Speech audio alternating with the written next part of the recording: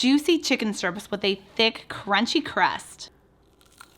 KFC and Popeyes don't have nothing on this, and with only 1 carb per strip, it's gonna help you stay on track. The problem with chicken strips is that as much as you want to think that they're keto, they're not. Even though it's mostly chicken, that breading can add up to like 10 grams of carbs per chicken strip. And unless you're only going to have 2 chicken strips in a day, it's going to kick you out of ketosis. So stop eating the chicken strips on your kid's plate. It's keeping you from your goals. Now let's get to cooking so I can show you how easy this is to make.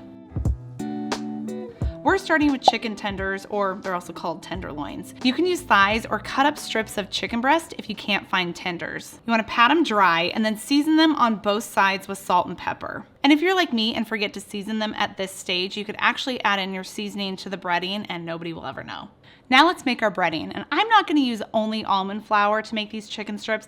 I'm not a fan of almond flour based chicken strips. They're dry and not really crunchy. Instead, I'm using a key ingredient that I have used for 6 years. I'm going to be using ground up pork rinds, or it's also called pork panko. It adds the ultimate crisp that you're looking for with a crispy chicken strip, and it's 0 carbs. You'll also need 1/3 cup of almond flour. I'm still going to use a little bit of almond flour just because it helps that breading stick to our chicken strip. But if you have a nut allergy, then either you could use more pork panko or substitute with grated Parmesan cheese. Then for seasoning, you'll need 1 teaspoon of garlic powder, 1 teaspoon of onion powder, and 1/4 teaspoon each of salt and pepper. Sometimes I add a little bit of Cajun seasoning or cayenne pepper just to give it a little kick, or for some spicy chicken strips. Mixing this with a very large spatula is not ideal.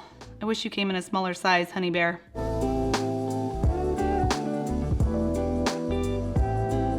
You'll also need 1 egg and 2 tablespoons of water. This will just help thin out your egg wash. This will also provide moisture to get that breading to stick in between layers. Now let's get our hands dirty, literally.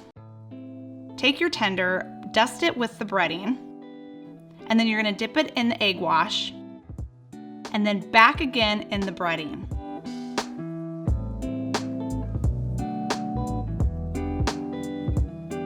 And for the ultimate crunchiest, best chicken strip ever, then you're going to want to dip it in the egg again and then into some plain pork panko. Not necessary to do this final step, but it does make them ultra crispy. I can't tell you how many times these chicken strips have saved me from falling off keto. And being consistent is key. In fact, I've been consistent with drinking Ageless LX right after lunch, and I've noticed a huge increase in my afternoon energy. Probably from the beta-hydroxybutyrate that's in it, which is a amino acid derivative. But over time, others have noticed muscle preservation, increased strength, and stronger hair and nails. And it has a delicious strawberry lemonade flavor that pairs perfectly with these chicken strips. It's almost like I'm eating from a popular fast food restaurant that sells chicken and lemonade, but this is much healthier.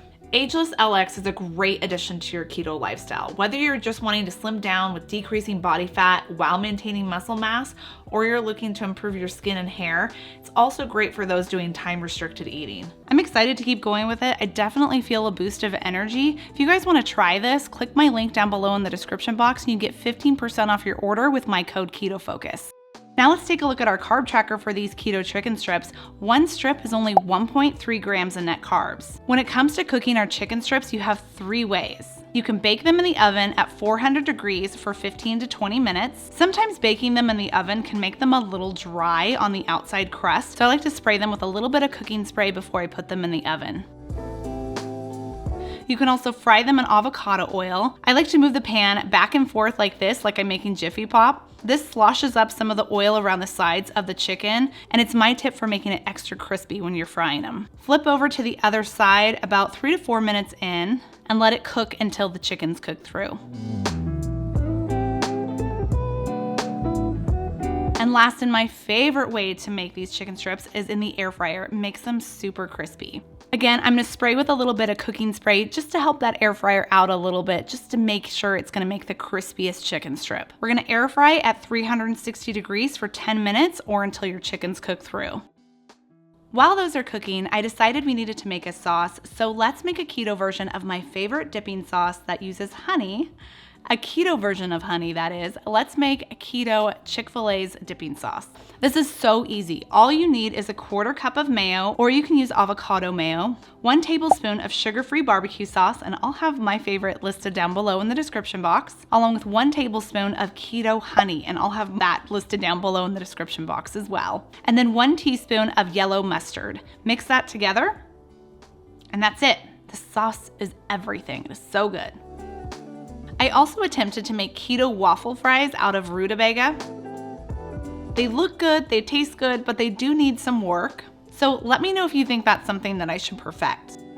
Now that is a crispy chicken strip, and using a common snack food like pork rinds, who would have thought? It's pretty incredible what you can make using pork rinds, like pancakes, waffles, meatloaf, even home defense. Click right here to check it out. So crunchy.